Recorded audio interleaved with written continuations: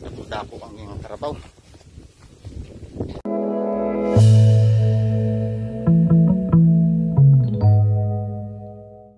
Alright, so mga tol, nandito tayo ngayon sa bundok.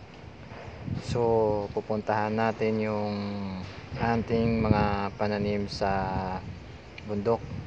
So mga tol, kung mapapansin nyo dito, napakadaming mga pananim dito, tulad ng mga saging tsaka mais. So mga tol, dito ako pumupunta araw-araw sa bundok na ito. So tara, let's go.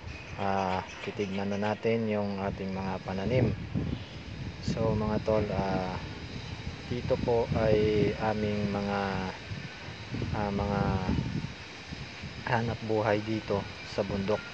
So kung mapapansin nyo dito sa likuran ko ay ang daming mga punong saging. So mga tol, ito yung aming mga pananim dito, saging tsaka yung mga niyog. So ngayon, ito yung pinuntahan ko rito. Let's go. At mga tol, ito pa yung daan papunta din sa pinakamataas din na bundok. So kung mapapansin nyo mga tol, madaming mga kagubatan. Ayan, napakalaki ng mga bundok at mga tataas. Ayun. So medyo madilim.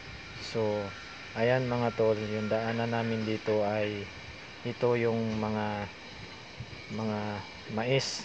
Ayan, mga pananim din yan namin mga tol. Ayan. So yung daanan dito mga tol ay napaka taas. So bago ka makarating mga tol sa taas ay grabing pawis mo dito dahil sa sobrang taas ng bundok na ito. So araw-araw mga tol, ito yung ginagawa namin dito, akyat baba, dahil dito yung aming mga pangkabuhayan sa bundok. So ito lang yan, tulad ng mga mais na yan, napakarami yan.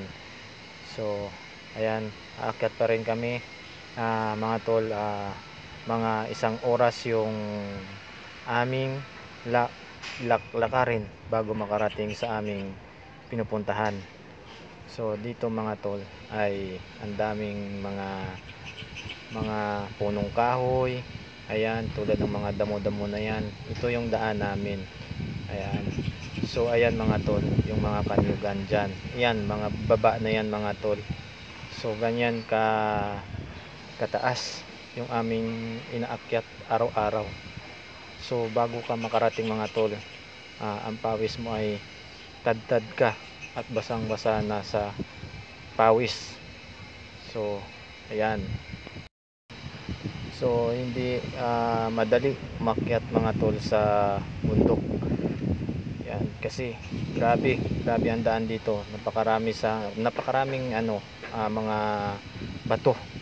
Bukod sa bato ay ang napakatarik yung mga daan. So ang mahirap dito mga tol, ito yung mga daan na puno ng mga bato, tulad ng mga ito yung mga damo-damuhan na yan, napakahirap lakarin yan. So mga tol, yung pinakamahirap dyan, ito yung akyatin. So yung pababa ng mga tol, medyo okay lang, kasi parang wala lang, okay lang lakarin, hindi tulad ng paakyat mga tol, ay nakakapagod talaga. So ganito araw-araw ang ginagawa namin dito sa bundok.